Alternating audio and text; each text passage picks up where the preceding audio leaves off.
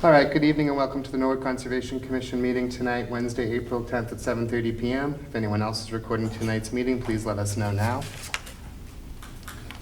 All right, as we've done in the remote. Hi. Hello? Yes. Go ahead. Can you hear me? Yes. Okay. Hello. Hi. I am a journalist from the Norwood Record and covering tonight's meeting. So, I just wanted to let you know, not visually recording, but I'm audio recording on my phone, if that's fine. Sure. No problem at all. Thank you for letting us know. Yeah. Thank you for having me. All right, very good. As we've done in the remote and hybrid environment, we'll start with opening roll call, go down the list of Conservation Commission members and ask you to verbally confirm your attendance tonight, starting with myself. Stephen Washburn is in favor. Ha, not yet. I'm here. Catherine Walsh is absent this evening. Peter Bamber. Here. John Gear. Here. Joseph Biddy. Here. And Kelsey Quinlan. Here. All right.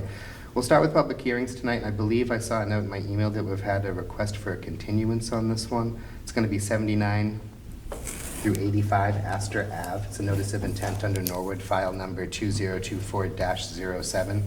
The applicant is Lesdowski Michael, trustee in Howland Realty Trust, represented by Dan Campbell, PE, and Level Design Group, LLC.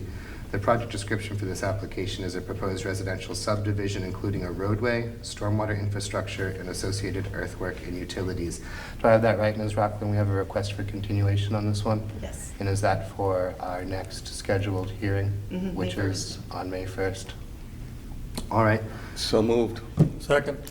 Thank you, Mr. Bamber. Thank you, Mr. Gears. We've done the remote and hybrid environment. I'll go down the list of Conservation Commission members and ask you now to verbally state your position on this vote, starting with myself. Stephen Washburn is in favor. Aye. Peter Bamber. Aye. John Gear. Aye. Joseph Biddy. Aye. And Kelsey Quinlan. Aye. All right.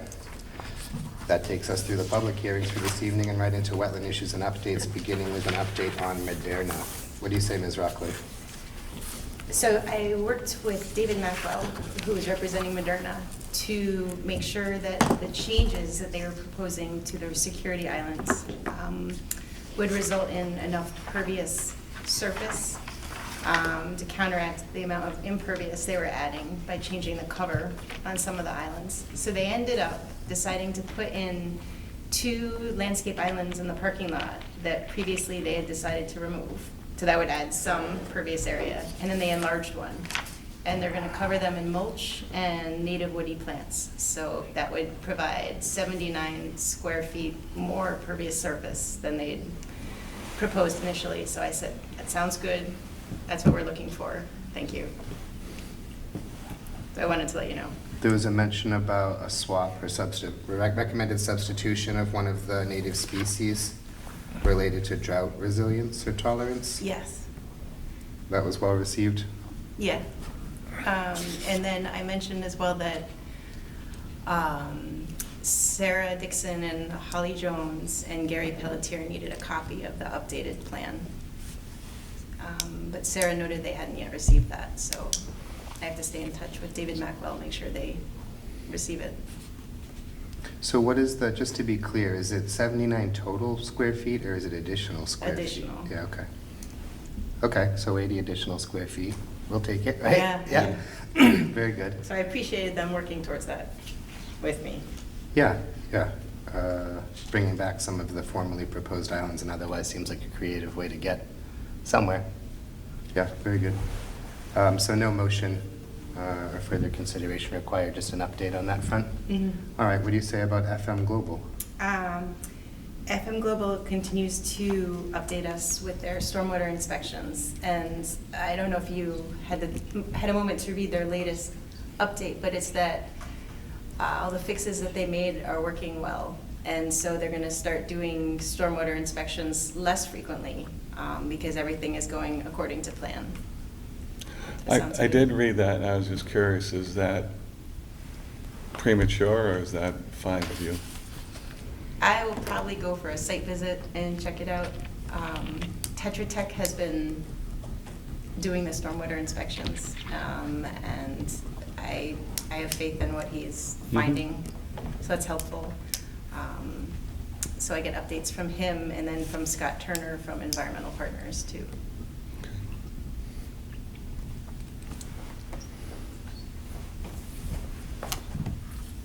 All right.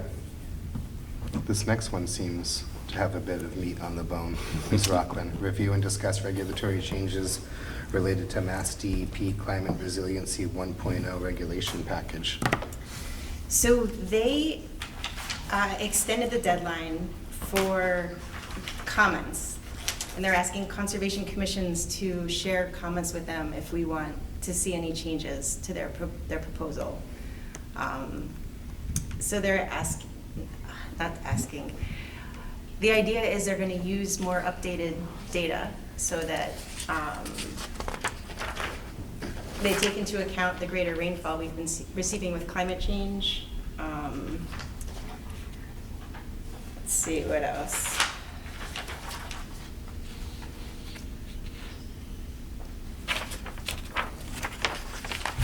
They're improving consistency between state regs and the EPA stormwater permit. They're encouraging use of environmental design. It seems like all important things, that help us get development to better manage stormwater in the first place. But I would appreciate it if each of you would take a look and just see if anything strikes you as something that may give us a greater challenge to use during our CONCOM meetings. If you have any ideas of better ways of doing things, or perhaps you don't have any comments on them and you just appreciate what they're doing, Well, you can that's, indicate that. well, to that point, I mean, I look at that and say, anything we can do to improve design is going to be needed, because the way things are going right now, living here in Norwood, we're going to be waterfront pretty quick. Because, you look at the flooding in Boston along the waterfront and all the other cities, you look at all the amount of rain that's coming down. I mean, it's been dramatic. Yeah. And it's changing quicker, it seems, than anticipated. So the correlation between state and federal and local regulations needs to be done well and quickly, I guess is really what I'm saying. Mm-hmm. Yeah, I agree. I like the idea of some of the natural environmental design ideas proposed, right? Like rain garden greater than concrete structure or whatever kind of thing. Mm-hmm. I do have some concerns about the scalability of some of those solutions versus engineered But anything that will structures. hold water. Yeah, right. Right. So I think there's some cool concepts there. I personally can commit to just reviewing in a little more depth and either providing feedback or, if nothing more, support for the idea that's being proposed. But I think that whenever we're through MACC or our relation with Mass DEP or otherwise, welcome to provide some feedback or input. Well, speak now or forever hold your peace, right? Don't complain later if you're not satisfied with discrepancies between federal, state, local regulations and otherwise, because this is a cool opportunity to put your 2 or 10 cents in, so. And highly necessary. Mm-hmm. So yeah, I think that that's the idea then. Carly is really just promoting and encouraging everyone on the commission to try to review some of the information, provide comment, feedback, or just general support for the initiative. Is that right? Yes. Okay. So take a look at some of the information that I put in that folder, and you can go to the website, Wetlands Protection Act. You can look at DEP website, and there are some helpful links to their proposals. It looks like they're also going to provide trainings, which will be helpful for us. Yeah. Yeah, if there's a significant change or shift, doubly so, right? Yep. Okay. Well, that wasn't as deep as I thought it might get. Very cool, though. Sound initiative that I hope everyone takes a few minutes to take a look at. Okay, I guess one thing to plug Yeah, in here. yeah. So we have to respond by April 30th. So if you have any comments, if you would email them to me, and I can forward them. Mine are on tape. So over the, yeah, sooner the better, next couple of weeks, Yeah. certainly. Okay.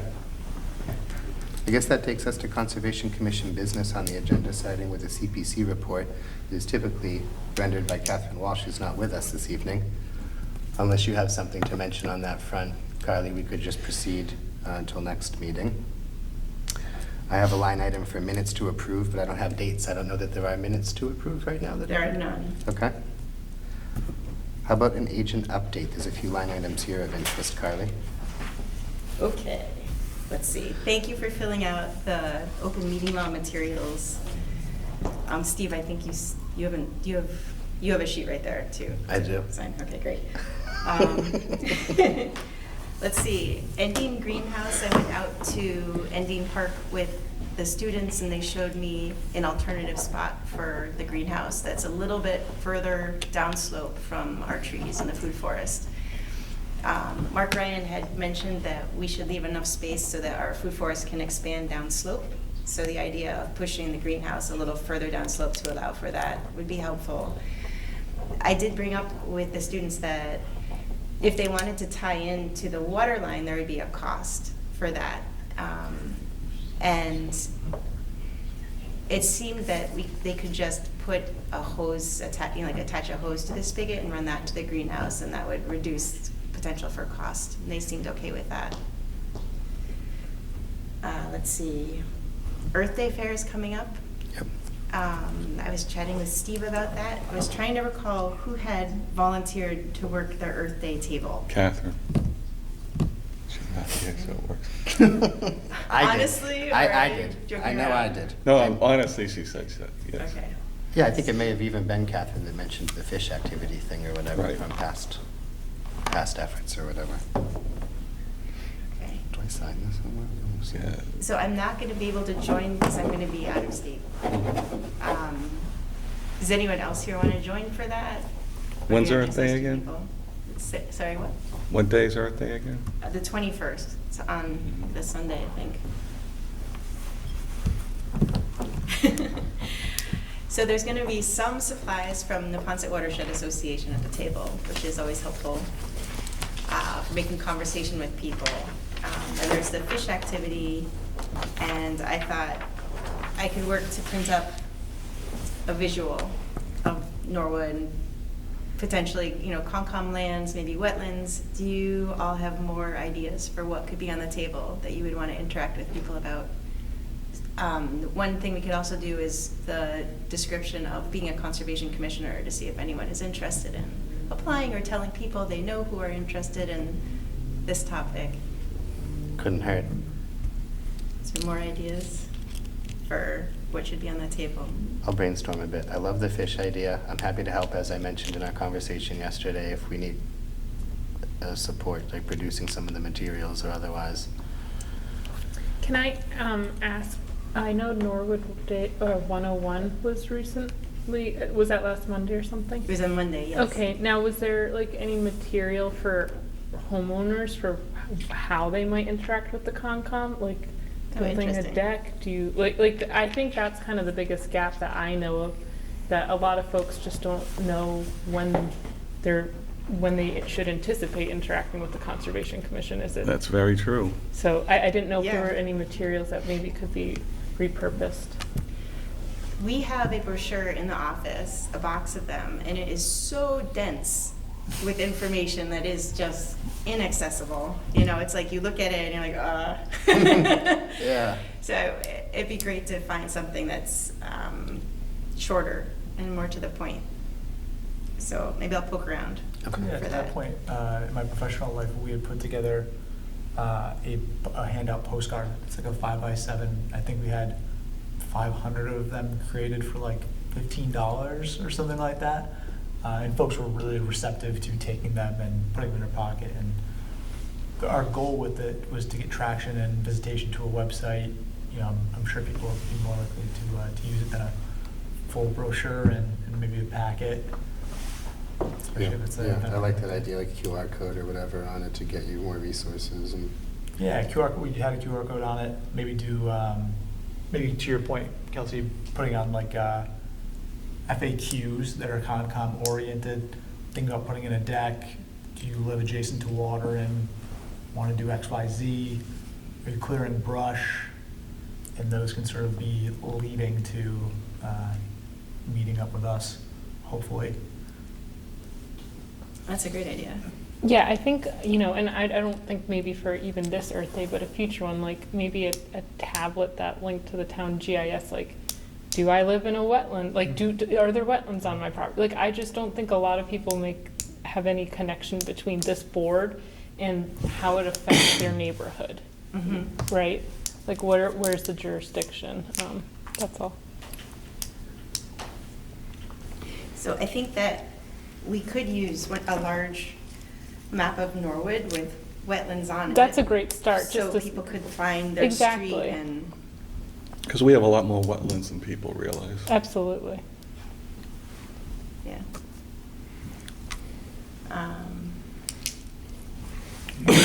Where is the fair this year? I think it's on the town green, and I think the rain site is perhaps at the high school. I could look at that and make sure.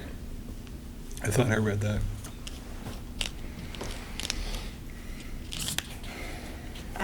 What else? The next thing is that on Monday, as Kelsey brought up, the seed library started functioning, and it's exciting. People are excited about it. You can go to the seed library. There's an information book. You can find out what seeds are on offer. You can take 5 packets of seed home with you at no cost. You just sign your name and what you took, and then that gives us an idea of what's popular. And we had a lot of volunteer help on the project. As Kelsey knows, she did some seed sorting for it. We had people who helped us figure out what seeds to put in there, where we could look for potential seed donations or just purchase seeds. We had people help with us sorting seeds because we had large packs of seeds come in and then people put them into smaller packs. The library staff and our community development staff have worked together on this, and the volunteers. Are these all native seeds? No. So we ended up having vegetable seeds and herb seeds, and then we have native seeds, which are grasses and flowers, and then we had ornamental flowers. And the idea is that once fall comes around and people start donating seed, we can expand our diversity and then teach people about how you have to prepare, especially native seeds, for them to germinate. Some of them need a certain number of days of cold weather. So if we can educate people about that, then we can boost our diversity of seeds in there. It's exciting. And the funding came from the Norwood Cultural Council, Massachusetts Cultural Council, for the Conservation Commission. So we had a hand in this.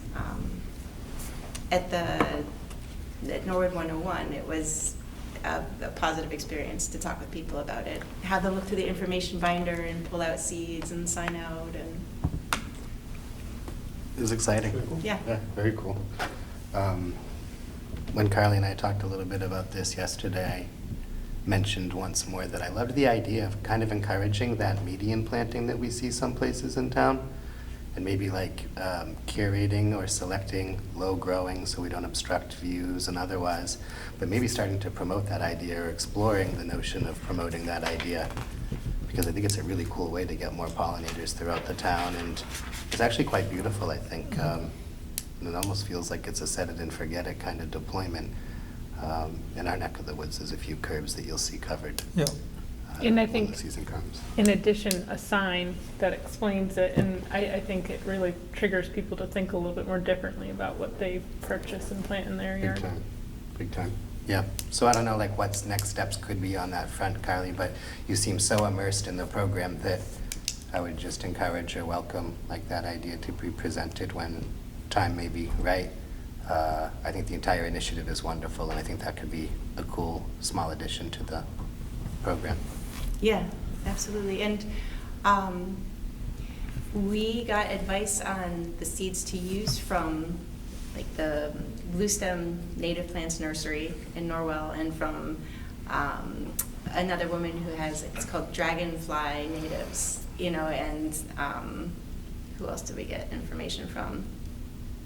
more people, so we have these resources that we can ask as well for advice, towards pollinator mix like you're talking about. Mhm. And we've got the resources. It's awesome to have that at our Like disposal. salt tolerant, that like perfect yeah. roadside condition plant. The magic salt The thing that'll tolerant, grow you in know, anything. Yeah, anything, yeah. Yeah, affect pretty weeds effectively, but hey, whatever, right?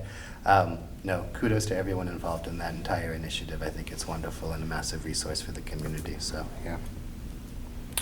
It's actually another kind of cool planting-related line item up next. Yes, so Joe Barrett planted the native redbud trees at Ending. He planted 3 in the area between the parking lot and the street, and I think in the area between like the shed and the street, the wooded margin.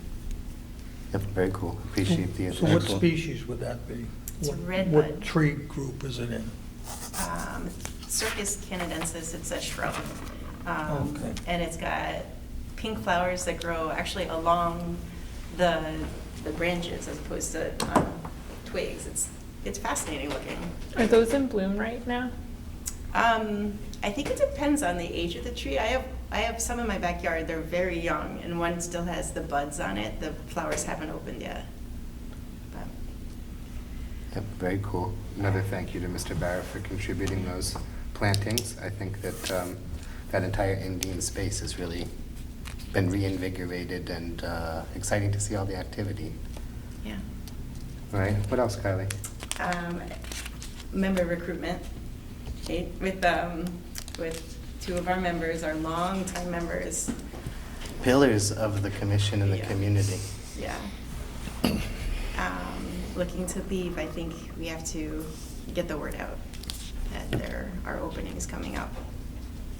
So I shared that on our website, in the Conservation Commission pages, and on Facebook, on the Concom webpage, and asked the town to repost it, which they did. And I think maybe a press release to local papers. Do you have more ideas for how to share this? Perhaps flyers, maybe the library.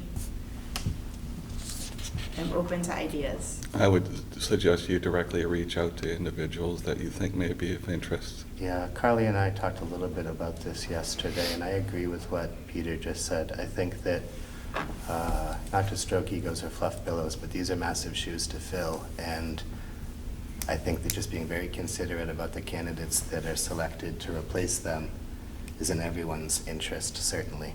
The amount of institutional knowledge that leaves the room with these 2 is significant. The consideration, some of the forward nature that exists, it's irreplaceable, frankly. So yeah, thoughtful. And I think if there's anybody of significance in the community that we could think to reach out to directly, and I've already got a few names in mind that Carly and I brainstormed, I would encourage that. And I would say to anybody that bothers to review the footage or our meetings or the notes, that I think thinking, as I reflected on this a little bit yesterday and today, there's some incredibly potent members of our community that contribute to conservation initiatives, open space initiatives, various engineering and other initiatives. But we get a little picky choosy about what we contribute to, you know? And I think if we all act in that way, commissions and boards and committees end up with like slim pickings or maybe not even enough gas to run, right? So I would just encourage any member of the community that takes interest or passion surrounding open space, green space, trails, engineering or otherwise, to think long and hard about whether or not they could be a contributive force to this body, because I think there's a lot of folks that would be welcome. I think there's a lot of folks that could provide an incredible contributive force. And I say this with a lot of affection, but tend to march to the beat of their own drum. And it would be great to see them play in the band, yeah. Well put, yeah. And I think that Kwat Anway had something to say. You raised your hand. Yes. Oh, go ahead. I wanted to ask which 2 openings, which 2 positions are going to be open on the council and who's leaving? Sorry. You want to answer? Sure, so it's going to be Peter Bamber and John Gear leaving us. Both members are incredibly tenured, They've been here for years and years and years. They're both the two longest-standing members that remain on the commission. And yeah, they're, I don't think leaving with a drop of venom or angst. It's just been quite a ride for you two. And yeah, I think that's where we're at. All right, thank you. What else, Carly? That is the last thing on my list. A motion then. Motion to adjourn. Second. Thank you, Mr. Bamber. Thank you, Mr. Gear. As we've done in the remote and hybrid environment, I'll go down the list of Conservation Commission members and ask you to verbally state your position on this vote, starting with myself. Stephen Washburn is in favor. Aye. Peter Bamber. Aye. John Gear. Aye. Joseph Biddy. Aye. Kelsey Quinlan. Aye. Thank you.